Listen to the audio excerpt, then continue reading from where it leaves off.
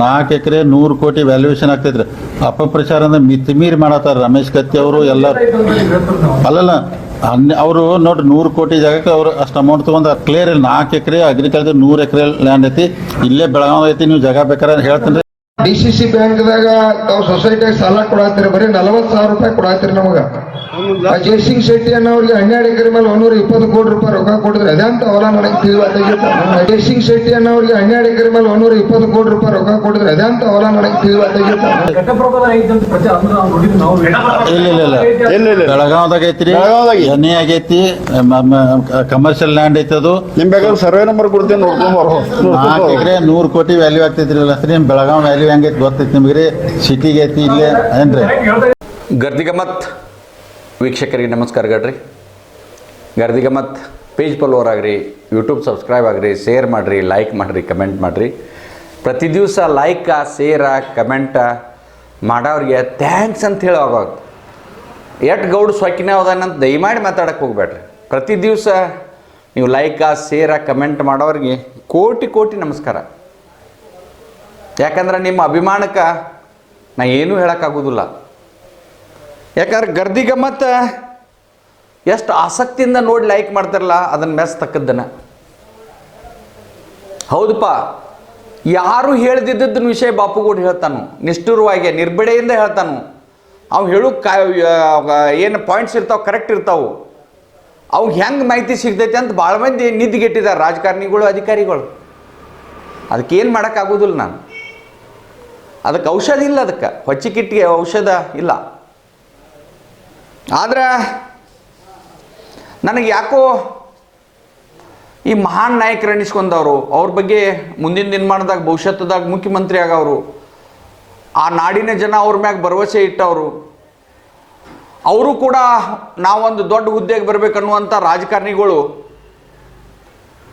ಹಿಂಗೆ ಬಟ್ ಮಾಡಿ ತೋರಿಸೋತ್ನಾಗ 4 ಬಟ್ ನಮ್ಮ ಕಡೆ ಇರ್ತಾವೆ. ನಾವು ಯಾರ್ದಾರ ಮುಂದೆ ಆರೋಪ ಮಾಡಬೇಕಾದ್ರೆ ನಾವು ಏನದೇವು, ನಮ್ಮ ಈ ಒಂದು ವಿಷಯನ ನಾವು ಜನರಿಗೆ ಹೇಳಿದ್ರೆ ನಾಳೆ ಜನ ನಮ್ಮನ್ನ ಹೊಳ್ಳಿ ಕೇಳ್ತೈತಿಲ್ಲ ಅನ್ನೋಂಥ ವಿಚಾರ ಮಾಡ್ಬೇಕು. ರಾಜಕಾರಣಿಗಳಾಗಲಿ ಯಾರೇ ಆಗಲಿ, ವೇದಿಕೆ ಮ್ಯಾಗ ನಿಂತು ಭಾಷಣ ಮಾಡೋರಿಗೆ ಕೇಳ್ತಾನೆ ನಾನು. ಯಾಕಂದ್ರೆ ನಾವೆಲ್ಲ ಇಂಥವ್ನು ಹೇಳ್ಕೊಡ್ದು ಅವ್ರಿಗೆ ಅಪಚನ ಆಗ್ತೈತೆ. ಅದು ಅವ್ರಿಗೆ ಮೈ ಕೆರ್ಕೊಳಕ್ಕೆ ಶುರು ಮಾಡ್ತಾರೆ. ಅವರು ಏನು ಯಾರೂ ನಮ್ಮನ್ನ ನಿರ್ದೋಷ ಯಾರೂ ಕೇಳಿಲ್ಲ, ನಮ್ಮನ್ನ ಹಿಂಗೆ ಪ್ರಶ್ನೆ ಮಾಡತ್ತಾರಂತೇಳಿ ಅವ್ರಿಗೆ ವಿಚಾರಗಳು ಬೇರೆ ಬೇರೆ ಹೊಳಿತಿರ್ತಾವೆ. ಆದರೆ ನಾವು ಯಾವಾಗೂ ಸತ್ಯದ ಪರವಾಗಿರ್ತೇವೆ, ಕಾಗದ ಪತ್ರಗಳು ಹಿಡ್ಕೊಂಡು ಮಾತಾಡ್ತಿರ್ತೇವೆ. ಇವು ಯಾವುದೂ ಆಗಲಿ, ನಾನು ಭಾಳಷ್ಟು ಜನ ಭಾಳ ಸಲ ನೋಡಿದ್ದಾರೆ ನಾನು. ಆದರೆ ನಾ ಇವತ್ತು ಹೇಳಕ್ಕೆ ಹೊಂಟಿದ್ದು ನಮ್ಮ ಸಹಕಾರಿ ರಂಗದ ಭೀಷ್ಮ, ಸಹಕಾರಿ ರಂಗದಾಗ ನುರಿತವರು. ಈಗ 2004ರಿಂದ ಸತತವಾಗಿ ಅರಮಾವಿ ಕ್ಷೇತ್ರವನ್ನು ಪ್ರತಿನಿಧಿಸುತ್ತಿರುವಂಥ ಬಾಲಚಂದ್ರ ಜಾರಕಿಹೊಳಿ ಅವರು ಮಂತ್ರಿ ಆದವರು, KMF ಅಧ್ಯಕ್ಷರಾದವರು, ಹಾಲಿ KMF ಬೆಳಗಾವಿ ಅಧ್ಯಕ್ಷರಾದವರು, DCC ಬ್ಯಾಂಕ್ ಅವ್ರ ಕೈಯಾಗೈತಿ. ಇವತ್ತು ಅಪೆಕ್ಸ್ ಬ್ಯಾಂಕ್ ಇರಲಿ, ಇವತ್ತು ಕೋಆಪರೇಟಿವ್ ಫೆಡರೇಷನ್ ಇರಲಿ, SLDB ಇರಲಿ, ಮಾರ್ಕೆಟಿಂಗ್ ಸೊಸೈಟಿ ಇರಲಿ, ರಾಜ್ಯ ಮಟ್ಟದ ಜಿಲ್ಲಾ ಮಟ್ಟದ ಯಾವುದೂ ಸಂಘ ಸಂಸ್ಥೆ ಒಳಗೆ ಬಾಲಚಂದ್ರ ಜಾರಕಿಹೊಳಿ ಅವ್ರು ಏನು ಹೆಸರು ಬರೀತಾರೆ ಅದು ಫೈನಲ್ ಆಗ್ತೈತಿ ಇವತ್ತಿನ ಮಟ್ಟ. ಭಾಳ ಖುಷಿ ಪಡೋರು ನಾವು ಇದ್ರಾಗ. ಯಾಕಂದ್ರೆ ಈ ಒಂದು ಸನ್ರಾಮಗೌಡ, ಸಿದ್ದನಗೌಡ, ಈ ಸಹಕಾರಿಗಳು ನಮ್ಮ ರಾಜ್ಯದಾಗ ನಮ್ಮ ಪಕ್ಕದ ಜಿಲ್ಲೆಯವರು ಎಲ್ಲ ಸಹಕಾರಿ ರಂಗವನ್ನು ಹೆಂಗೆ ನಡೆಸಬೇಕು ಅನುಭವ ಐತೆ. ಆದರೆ ಅವ್ರದ್ದೇ ಒಂದು ಆಡಳಿತದಲ್ಲಿದ್ದಂಥ ಒಂದು ಅವ್ರದ್ದೇ ಸುಪರ್ದಿ ಒಳಗೆ ಅವ್ರದ್ದೇ ಒಂದು ಪೆನಲ್ ಇದ್ದಂಥ ಅಂತ ಮಂದಿ ಮಾತಾಡ್ತಾರೆ. ಐತೋ ಇಲ್ಲೋ ಗೊತ್ತಿಲ್ಲ, ನಾಳೆ ನನ್ನ ಪೆನಲ್ ಇಲ್ಲಂತೂ ಹೇಳ್ಬೋದು ಅವರು. ಆದರೆ ಮಂದಿ ಮಾತಾಡಿದ್ದೇನ ಅವ್ರದ್ದೇ ಒಂದು 1994ರಿಂದ ಒಂದು ಬಾಲಚಂದ್ರ ಜಾರಕಿಹೊಳಿ ಅವರಾಗಲಿ, ಸತೀಶ್ ಜಾರಕಿಹೊಳಿ ಅವ್ರ ನೇತೃತ್ವದೊಳಗೆ ಘಟಪ್ರಭಾ ಸಹಕಾರಿ ಕಾರ್ಖಾನೆ ನಡೆಯತೈತೆ. ಇವತ್ತು ಆ ಸಕ್ಕರೆ ಕಾರ್ಖಾನೆ ಇವ್ರು ಬಂದ ಮ್ಯಾಗ ಸಕ್ರೆ ಸದಸ್ಯರಿಗೆ ಎಷ್ಟು ಸಕ್ರೆ ಕೊಟ್ಟಿದ್ದಾರು, ಎಷ್ಟು ಡಿವಿಡೆಂಡ್ ಕೊಟ್ಟಿದ್ದಾರು, ಎಷ್ಟು ಕಬ್ಬು ನುರಿದಾರು, ಏನು ಮಾಡಿದಾರು ಅನ್ನೋದು ಬಾಲಚಂದ್ರ ಜಾರಕಿಹೊಳಿ ಅವರೇ ಹೇಳ್ಬೇಕು ಇದನ್ನು. ಯಾಕಂದ್ರೆ ಈಗಾಗಲೇ DCC ಬ್ಯಾಂಕ್ದೊಳಗೆ ಮಾಡಿ ಒಂದು ಪತ್ರಿಕಾಗೋಷ್ಠಿ ಒಳಗೆ ಅವರ ಮಾತಾಡಿದ್ನ ಅನೇಕ ವಾಹಿನಿಯವರು ಭಾಳಷ್ಟು ಜನ ಕಮೆಂಟ್ ಮಾಡಿ ಕೇಳ್ರಿ, ಇವ್ರು ಯಾರು ಅಂತ ಕೇಳ್ರಿ. ನಾ ಸುಮ್ಮನೆ ಅವ್ರಿಗೆ ವಕ್ತಾರ ಅಂತ ಹೇಳಿ, ನಾ DCC ಬ್ಯಾಂಕ್ ವಕ್ತಾರ ಇರ್ಬೋದು. ಬಟ್ ಯಾವುದೇ ಒಂದು ಅಲ್ಲಿ ಸಮರ್ಥರ ಅಧ್ಯಕ್ಷರ ಆಡಳಿತ ಮಂಡಳಿ ಉಪಮುಖ್ಯಮಂತ್ರಿ ಇದ್ದವರು ಅಲ್ಲಿ ಈಗ ನಿರ್ದೇಶಕರು ಅದಾರ, ಮಂತ್ರಿ ಇದ್ದವ್ರು ಅದಾರ, ಮಾಜಿ ಮಂತ್ರಿಗಳು ಅದಾರ. ಹಾಲಿ MLC ಅದಾರ ಅವರೆಲ್ಲ ಉತ್ತರ ಕೊಡಬೇಕಾಗಿತ್ತು. ಅವರವ ಈ ಮಣ್ಣು ಉತ್ತರ ಕೊಟ್ಟ ಮ್ಯಾಗ ಮತ್ತೆ ನಮ್ಗೆ ತಲೆಯಾಗ ಭಾಳಷ್ಟು ಜನ ಕಮೆಂಟ್ ಮಾಡ್ರಿ. ಭಾಳಷ್ಟು ಮಂದಿ ನಿಮಗೆ ಕೇಳ್ರಿ, ನನ್ನ ವೈನ್ಯಾಗ ಮಾಡಿದಾರೆ, ಭಾಳಷ್ಟು ವೈನ್ ಒಳಗೆ ಕಮೆಂಟ್ ಮಾಡ್ರಿ ಅವ್ರು. ಈ ಜಯಶೀಲ್ ಶೆಟ್ಟಿ 4 ಎಕರೆ ಬೆಳಗಾವ್ 10-12 ಎಕರೆ ಅಂತ ಮೊದಲೇನೋ ಮೀಡಿಯಾದವ್ರು ಹೇಳಿ ಕೇಸ್ಗಳು ಹಾಕ್ತೀವಿ ಅಂತಂದ್ರೆ ಡಿಫಾಮೇಷನ್ ಹಾಕ್ತೀವಿ ಅಂತ ಹಾಕ್ಲಿ ಅದ.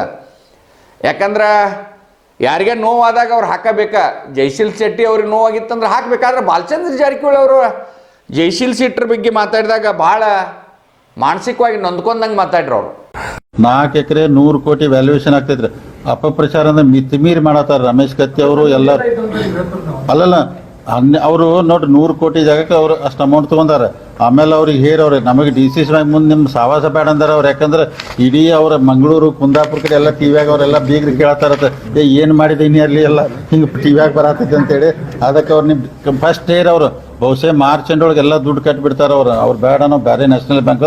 ಅದಕ್ಕೆ ಕ್ಲಿಯರ್ ಇಲ್ಲ. 4 ಎಕರೆ ಅಗ್ರಿಕಲ್ಚರ್ 100 ಎಕರೆ ಲ್ಯಾಂಡ್ ಐತಿ, ಇಲ್ಲೇ ಬೆಳಗಾವ್ ಐತಿ. ನೀವು ಜಾಗ ಬೇಕಾದ್ರೆ ಹೇಳ್ತೀನಿ, ಕಮರ್ಷಿಯಲ್ ಲ್ಯಾಂಡ್ ಐತಿ. ಅದು ನಿಮ್ ಬೇಕಾದ್ರೆ ಸರ್ವೆ ನಂಬರ್ ಕೊಡ್ತೇನೆ ನೋಡ್ಕೊಂಡ್ ಬರೋ. 4 ಎಕರೆ 100 ಕೋಟಿ ವ್ಯಾಲ್ಯೂ ಆಗ್ತೈತ್ರಿ. ನಿಮ್ ಬೆಳಗಾವ್ ವ್ಯಾಲ್ಯೂ ಹೆಂಗೈತಿ ಗೊತ್ತೈತಿ ನಿಮ್ಗೆ? ಸಿಟಿಗೆ ಐತಿ ಇಲ್ಲೇ ಏನ್ರಿ? ಇಲ್ಲ, ಜಯಶೀಲ್ ಶೆಟ್ಟಿ ಅವ್ರದ್ದು ಕುಂದಾಪುರದಾಗ ಹೆಸರು ಕೆಡತೈತಿ, ಉಡುಪ್ಯಾಗ ಹೆಸರು ಕೆಡತೈತಿ ಹಿಂಗಂತ ಇರಲಿ.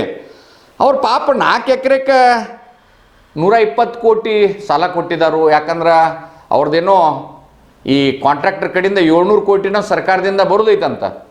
ಇದನ್ನು ಬಾಯ್ಲಾ ತಿದ್ದುಪಡಿ ಯಾವಾಗ ಮಾಡ್ಕೊಂಡ್ರಿ? ಸರ್ಕಾರದಿಂದ ಬರುವಂಥ ಒಂದು ಹಣಕ್ಕೆ ನೀವು ಸಾಲ ಕೊಡೋದು ಯಾವಾಗಿಂದ ಬಾಯ್ಲಾ ತಿದ್ದುಪಡಿ ಮಾಡ್ಕೊಂಡ್ರಿ ಬಾಲಚಂದ್ರ ಜಾರಕಿಹೊಳಿ? ಮಂದಿ ಕೇಳಂದಿದ್ದು ನಿಮ್ಮನ್ನು ಕೇಳತ್ತೇನೆ ನಾ. ಯಾಕಂದ್ರೆ ಭಾಳಷ್ಟು ಜನರ ಕಾಂಟ್ರಾಕ್ಟ್ಗಳು ಆತ್ಮಹತ್ಯೆ ಮಾಡ್ಕೊಳತ್ತಾರೆ. ಸರ್ಕಾರದಿಂದ ಟೆಂಡ್ರ್ ರೊಕ್ಕ ಖರ್ಚು ಮಾಡಿ ಕೆಲಸ ಮುಗಿಸಿದ್ದು ಭಾಳಷ್ಟು ಜನ ಸಾವಿರಾರು ಕೋಟಿ 50,000 ಕೋಟಿ ಗಂಟಲೆ ಮಂದಿ ಸರ್ಕಾರ ಕೊಡಬೇಕಾಗಿತ್ತು. ಜಯಶೀಲ್ ಶೆಟ್ಟಿ ಅವ್ರ 700 ಕೋಟಿ ಮ್ಯಾಗ 4 ಎಕರೆಗೆ 120 ಕೋಟಿ ಕೊಟ್ಟಿದ್ದಾರೆ ಅಂತ ನೀವೇ ಹೇಳಿದ್ದಾರೆ. 4 ಎಕರೆ ಅಂದರೆ ಆವಾಗ ನಡು ಮಧ್ಯೆ ನಮ್ಮ ಅಧ್ಯಕ್ಷರಾದಂಥ ಅಣ್ಣಾ ಸಾಹೇಬ್ ಜೊಲ್ಲೆ ಅವ್ರು ಹೇಳ್ತಾರೆ, ಸರ್ವೆ ನಂಬರು ಹೇಳ್ತೇವೆ ಅಂತಾರೆ. ದಯಮಾಡಿ ಆ 4 ಎಕರೆ ಬೆಳಗಾವ್ದಾಗ ಎಲ್ಲಿ ಅದೇನು ಬಂಗಾರ ಖನಿಜ ಇದ್ದದ್ದೈತೋ ಅಥವಾ ಏನೈತಿ ಆ 4 ಎಕರೆ ಸರ್ವೆ ನಂಬರ್ನ ಕೂಡಲೇ ಒಂದು ಪತ್ರಿಕಾಗೋಷ್ಠಿ ಮಾಡಿ ಆ ಸರ್ವೆ ನಂಬರ್ನ ಮಾಡಬೇಕು. ಅದು ಸರ್ಕಾರಿ ವ್ಯಾಲ್ಯೂಯೇಷನ್ ಆಗ್ತೈತಿ ಅದನ್ನು ನೀವು ದಾಖಲೆ ಬಹಿರಂಗಪಡಿಸ್ಬೇಕಾಗ್ತೈತಿ. ಬರೀ ನೀವು ಯಾರ ಪತ್ರಕರ್ತರು ಕೇಳ್ರೆ ಮಾಡಿ ನಾನು ನೋಡಿ ನಾನು ಲೈವ್ ನೋಡತ್ತೀನಿ ನಿಮ್ಮದೆಲ್ಲ ಎಷ್ಟು ನೀವು ಸಿಟ್ಟು ಹೇಳತ್ತೀರಿ. ಯಾಕಂದ್ರೆ ನೀವು ಅಣ್ಣಾ ಸಾಹೇಬ್ ಜೊಲ್ಲೆಯವರು ಆಗಲಿ ನೀವು ಭಾಳ ಟ್ರಾನ್ಸ್ಪರೆನ್ಸಿ ಅದರಿ. ಬಾಲಚಂದ್ರ ಜಾರಕಿಹೊಳಿ ನೀವು ಈಗ ತೋರಿಸ್ಬೇಕಿದ್ದನ್ನ ನಾವು ಒಬ್ಬ ಪಾರದರ್ಶಕ ವ್ಯಕ್ತಿ, ಸಹಕಾರಿ ರಂಗದೊಳಗೆ ನನ್ನ ಮ್ಯಾಗ ಯಾವುದೂ ಕಪ್ಪೆ ಚುಕ್ಕೆ ಇಲ್ಲ. ಮತ್ತು ಈಗ ಯಾರು ಅಪಪ್ರಚಾರ ಮಾಡತ್ತಾರ ಅವ್ರೆಲ್ಲರಿಗೂ ತಾವು ಒಂದು ಈ ಡಿಫಾಮೇಷನ್ ನೋಟಿಸ್ ಕೊಡ್ರಿ. ಅವ್ರಿಗೆ ಒಂದು ಗೊತ್ತಾಗಲಿ ಅವ್ರಿಗೂ ಯಾರು ಸುಳ್ಳು ಹೇಳತ್ತಾರೋ ಕರೆ ನಾವು ಅಂಕೆ ದಾಖಲೆ ಹಿಡ್ಕೊಂಡು ಮಾತಾಡ್ತಿರ್ತೇವೆ. ನಿಮ್ಮ ದಾಖಲೆಗಳು ಹಿಡ್ಕೊಂಡು ಮಾತಾಡ್ತಿರ್ತೇವೆ ನಾವು. ಆದರೆ ಒಂದು ಇವತ್ತು 4 ಎಕರೆ ಸರ್ವೆ ನಂಬರ್ನ ಕೂಡಲೇ ನೀವು ಆ DCC ಬ್ಯಾಂಕನ್ನು ನಿರ್ದೇಶಕರ ಜೊತೆ ಸೇರಿ ಅದರದ್ದು ಸರ್ವೆ ನಂಬರ್ ಕೊಡ್ತಿರೋ. ಆಮ್ಯಾಗ 13/6/2006 ತಮ್ಮ ಸಹೋದರ ವಿಧಾನ ಪರಿಷತ್ ಸದಸ್ಯರು ಸತೀಶ್ ಜಾರಕಿಹೊಳಿ ಅವ್ರ ಒಂದು ಪತ್ರ ಐತಿ ನೋಡ್ರಿ ಇಲ್ಲಿ. ಮತ್ತೆ ನೋಡ್ರಿ ಅದನ್ನು ನೋಡಿದ್ದಂಗೆ ಕಾಣೋದಿಲ್ಲ ನೀವು. ಅವತ್ತು ನಿಮ್ಮ ಮ್ಯಾಗ ಭಾಳಷ್ಟು ಆರೋಪಗಳು ಮಾಡಿದ್ರಿ ನಿಮ್ಮ ಸಹೋದರ ಸತೀಶ್ ಜಾರಕಿಹೊಳಿ. ಆ ಆರೋಪಗಳಿಗೆ ನೀವು ಇನ್ನೂ ಮಟ್ಟ ಉತ್ತರ ಕೊಡಲಿಲ್ಲ. ಇವತ್ತು ಈ ಘಟಪ್ರಭಾ ಸಹಕಾರಿ ಸಕ್ಕರೆ ಕಾರ್ಖಾನೆ 1977-78 ಪ್ರಾರಂಭ ಆದಿದ್ದು. ಅಂದ್ರೆ ಸುಮಾರು ಅದೊಂದು 28 ಅಂದ್ರೆ ಒಂದು 50-55 ವರ್ಷ ಆದಂಥದ್ದು. 94ರಿಂದ ನಿಮ್ಮ ಕಡೆ ಬಂದೈತಿ ಬಾಲಚಂದ್ರ ಜಾರಕಿಹೊಳಿ ಅವರ. ನೀವು ಅಧ್ಯಕ್ಷರಿದ್ರಿ. ನೀವು ಅಲ್ಲಿ 2500 TCDಕ್ಕಿಂತ ಹೆಚ್ಚು ಆ ಶುಗರ್ ಫ್ಯಾಕ್ಟ್ರಿ ಎಕ್ಸ್ಪಾಂಡ್ ಮಾಡಲಿಲ್ಲ, ವಿಸ್ತರಣೆ ಮಾಡಲಿಲ್ಲ. ಕೋಜನ್ ಇಲ್ಲ, ಡಿಸ್ಟಿಲರಿ ಇಲ್ಲ, ಇಥನಾಲ್ ಇಲ್ಲ. ಈಗ ಸದ್ಯ ಅದ್ರ ಪರಿಸ್ಥಿತಿ ಏನೈತಿ, ಅದನ್ನು ಯಾರು ನಡೆಸತ್ತಾರು? ಅಲ್ಲಿ ಅರಿಯನ್ ಸೊಸೈಟಿ ಅವರ ತಗೊಂಡಂಥ ಸಾಲಿಗೆ ಬಡ್ಡಿ ಕಟ್ಟಾತಾರು, ಅಸಲು ಕಟ್ಟಾತಾರ ಅಂತ ಸುದ್ದಿ ಐತಿ. ಆದರೆ ನಿಮ್ಮದೇ ಒಂದು ಈಗ ನೀವೇ ನೇತೃತ್ವ ವಹಿಸಿ ಅದೇ ಆಡಳಿತ ತಂದಂಥ DCC ಬ್ಯಾಂಕಿಗೆ ಘಟಪ್ರಭಾ ಸಹಕಾರಿ ಸಕ್ಕರೆ ಕಾರ್ಖಾನೆ 2007ರಾಗ ಒಂದು ಸಾಲ ತೊಗೊಂಡೈತಿ. ಎಷ್ಟು ತೊಗೊಂಡೈತಿ ಎಂತ ತೊಗೊಂಡೈತಿ ಅಂತ ಮತ್ತೆ ನೀವು ಚೌಕಾಶಿ ಮಾಡ್ತಾರೆ. ನಾಳೆ ಯಾರು ಮಾಹಿತಿ ಕೊಟ್ರಂತ ಅವ್ರಿಗೆ ನಾವು ತೊಂದರೆ ಮಾಡೋದು ಬೇಡ. ಯಾಕಂದ್ರೆ ನೀವು ಅವತ್ತಿನಿಂದ ಸಾಲ ಎಷ್ಟು ತೊಗೊಂಡ್ರಿ, ಇವತ್ತಿನ ಮಟ್ಟ ಎಷ್ಟು ಕಂತುಗಳು ತುಂಬಿದ್ರಿ. ಸ್ಟಿಲ್ ಟುಡೇ 2026 ಮಟ್ಟ ಘಟಪ್ರಭಾ ಸಹಕಾರಿ ಸಕ್ಕರೆ ಕಾರ್ಖಾನೆಗೆ ಅಪೆಕ್ಸ್ ಬ್ಯಾಂಕ್ನಿಂದ ಆಯ್ತು, ಮತ್ತೊಂದು ಬ್ಯಾಂಕ್ನಿಂದ ಆಯ್ತು, ನೀವು DCC ಬ್ಯಾಂಕ್ನಿಂದ ಆಯ್ತು, ರೈತರ ಬ್ಯಾಂಕ್ ಅದ. ನೀವು ಎಷ್ಟು ಬಡ್ಡಿ ತುಂಬಿದಿರಿ, ಸಾಲ ಎಷ್ಟು ತುಂಬಿದಿರಿ ಇಲ್ಲಿ ಇವತ್ತಿನ ಮಟ್ಟ? ಅದು NP ಆಗೈತೆನಾ? NP ಅಂದರೆ ಏನ? ನೀವೊಬ್ಬ ದೊಡ್ಡ ಸಹಕಾರಿಗಳು ಬಾಲಚಂದ್ರ ಜಾರಕಿಹೊಳಿ ಅವರ, ನಿಮ್ಗೆ ಗೊತ್ತೈತದ. ಅದರದ್ದು ಒಂದು ಕೂಡಲೇ ಪತ್ರಿಕಾಗೋಷ್ಠಿ ಕರೆದ. ಇದೇನ್ರಿ ಸುಳ್ಳಿದ್ರ ನೀವು ಈ ಯಾರ್ಯಾರ ಪತ್ರಕರ್ತರಾಗಲಿ ಯಾರು ತಪ್ಪು ಮಾಹಿತಿ ಅವ್ರು ಕೂಡ ಮಾಡಾನ ಯಾಕ್ರಿ ನೀವು ಬಾಲಚಂದ್ರ ಜಾರಕಿಹೊಳಿ ಅವ್ರ.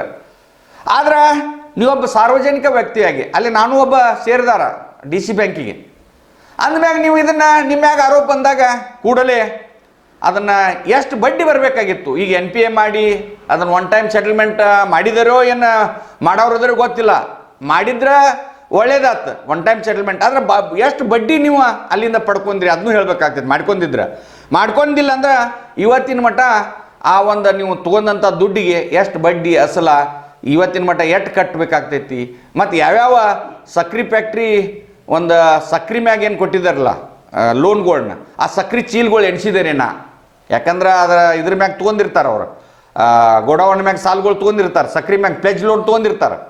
ಅವು ಏನಾದರೂ ಅದಾವೋ ಇಲ್ಲೋ? ಯಾಕಂದ್ರೆ ಸ್ವತಃ ಒಮ್ಮೆ ಸತೀಶ್ ಜಾರಕಿಹೊಳಿ ಅವರ ನಿಮ್ಮ ಗೋಡೌನ್ದಾಗ ಇರಾಕಿಲ್ಲ ಅಂತ ಅವರ ಹೇಳಿದ್ದು ಪತ್ರ ನನ್ನ ಕಡೆ ಐತೆ, ದಾಖಲೆ ಹಿಡ್ಕೊಂಡು ಮಾತಾಡ್ತೇನೆ. ಅದಕ್ಕೆ ಇವೆಲ್ಲ ಈಗ ನೀವು ಯಾಕಂದ್ರೆ ಅಣ್ಣಾ ಸಾಹೇಬ್ ಜೊಲ್ಲೆ ಅವರ ನಾಮಕೆ ವಾಸ ಅಂತ ಒಮ್ಮೆ ಹೇಳಿದ್ರು ಅವರು, ಯಾರೋ ಅಲ್ಲಿ ಉಪಾಧ್ಯಕ್ಷರ MLA ಕಾಗವಾಡ MLA ರಾಜು ಕಾಗೆ ಅವ್ರು ಹೇಳಿದ್ರು ಮಾನ್ಯ ಪತ್ರಿಕಾಗೋಷ್ಠಿ ಒಳಗೆ ಹೇಳಿಲ್ಲ ಅಂತ ಹೇಳು ಅಂತೆಲ್ಲ ನೀವು ಹೇಳತ್ತಿದ್ರಿ ಅವ್ರಿಗೆ. ಅಂದ್ರೆ ನಾನೇನು ಹೇಳೋದಂದ್ರೆ ನೀವು ಜವಾಬ್ದಾರಿ ತೊಗೊಂಡವರು. ಅದಕ್ಕೆ ಒಂದು ಪತ್ರಿಕಾ ಗೋಷ್ಠಿ ಕರಿಕ್ಕಿಂತ ಒಂದು ಪತ್ರಿಕಾ ಒಂದು ಹೇಳಿಕೆಯನ್ನು ನೀವು ಈ ಘಟಪ್ರಭಾ ಸಹಕಾರಿ ಸಕ್ರೆ ಫ್ಯಾಕ್ಟ್ರಿ ಆಯ್ತು, ಈ ಜೈಶೀಲ್ ಶೆಟ್ಟರ್ದು 4 ಎಕರೆ ಸರ್ವೆ ನಂಬರ್ ಆಯ್ತು, ಯಾವ್ಯಾವ ಸಕ್ರೆ ಫ್ಯಾಕ್ಟ್ರಿಗೆ ಹೊಸ ಸಾಲ ಯಾವ್ಯಾವ ಫ್ಯಾಕ್ಟ್ರಿಗೆ ಈಗ ನೀವು ಬಂದ ಮ್ಯಾಗ ಹೊಸ ಆಡಳಿತ ಅಂದ್ರೆ ಕುಲ್ಗೋಡಿ ಅವ್ರು ಇದ್ದಾಗ ಯಾರ್ಯಾರು ಡೈರೆಕ್ಟ್ರುಗಳು ಎಷ್ಟು ತೊಗೊಂಡಾರು, ಯಾವ್ಯಾವ ಸಕ್ರೆ ಫ್ಯಾಕ್ಟ್ರಿಗಳು ಕೊಟ್ರಿ, ಮೆಡಿಕಲ್ ಕಾಲೇಜ್ಗಳು ಕೊಟ್ರಿ, ಇವನಷ್ಟು ದಯಮಾಡಿ ಒಂದು ಪತ್ರಿಕಾ ಹೇಳಿಕೆ ನೀಡಿ ಇವನ್ನೆಲ್ಲ ನೀವು ಕೊಡಬೇಕು.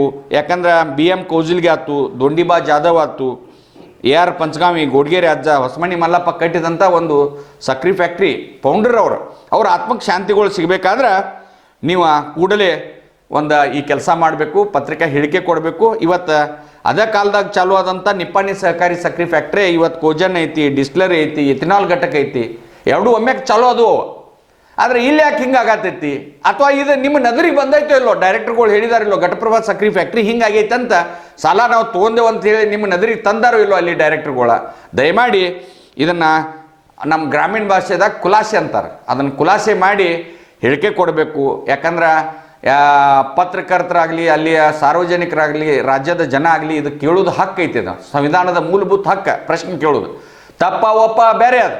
ಅದಕ್ಕೆ ದಯಮಾಡಿ ಘಟಪ್ರಭಾ ಸಹಕಾರಿ ಸಕ್ಕರೆ ಕಾರ್ಖಾನೆ DCC ಬ್ಯಾಂಕಿನ ಸಂಬಂಧ ಭಾಳ ಅವಿನಾಭಾವ ಸಂಬಂಧ ಅದು.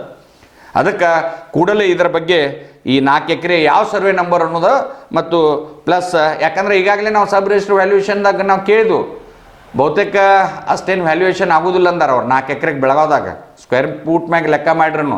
ಅದನ್ನು ನೀವು ಸರ್ವೆ ನಂಬರ್ ಹೇಳಿರಂದ್ರೆ ಸಬ್ ರಿಜಿಸ್ಟರ್ ವ್ಯಾಲ್ಯೂಯೇಷನ್ ಎಷ್ಟೈತಿ ಏನೈತಿ ನಾವು ಕೇಳಬೇಕಾಗ್ತೈತಿ. ಯಾಕಂದ್ರೆ ನಮ್ಮ ಬೆಳಗಾವ್ದಾಗ ಒಂದು ಸ್ವಲ್ಪ ಎಲ್ಲೆಲ್ಲೋ ನಮ್ಮ ದೋಸ್ತರು ನಮ್ಮ ಸಂಬಂಧಿಕರು ಜಾಗಗಳು ಅದಾವೆ, ಭಾಳ ಮಂದಿ ಕಾಂಟ್ರಾಕ್ಟರ್ಗಳು ರೊಕ್ಕ ಬಂದಿಲ್ಲ, ಅವ್ರೂ ಜಾಗಗಳು ಅದಾವೆ, ಅವ್ರಿಗೂ ಒಟ್ಟು ಬರೋ ಸಾಲದ ಮ್ಯಾಗ ಅದೇನ್ರ ಬಾಯ್ಲ ತಿದ್ದುಪಡಿ ಮಾಡ್ಕೊಂಡಿದ್ರೆ ಅದ್ರ ಸಾಲ ಮ್ಯಾಗ ಕೊಡಕ್ಕೆ ಬರ್ತಿದ್ರೆ ಬರೋ ಹಿಂಗೆ ಸರ್ಕಾರದಿಂದ ಬರೋ ರೊಕ್ಕಕ್ಕೆ ನೀವು ಕೊಡಾತ್ತೀರ ಅಂದ್ಕೂಡಲೇ ಭಾಳ ಖುಷಿಯಾಗೈತಿ. ಅಂಥವ್ರು ಒಂದು 15-20 ಮಂದಿ ಅದಾರು, ಅವ್ರಿಗೆ ದಯಮಾಡಿ ಕೊಟ್ಟ ಅವ್ರ ಆತ್ಮಹತ್ಯೆ ಮಾಡ್ಕೋದಂಗೆ ತಡ್ಕೋಬೇಕಂತ ನಾನು ಬಾಲಚಂದ್ರ ಜಾರಕಿಹೊಳಿ ಅಂತ ವಿನಂತಿ ಮಾಡ್ಕೋತೇನೆ. ನಮಸ್ಕಾರ.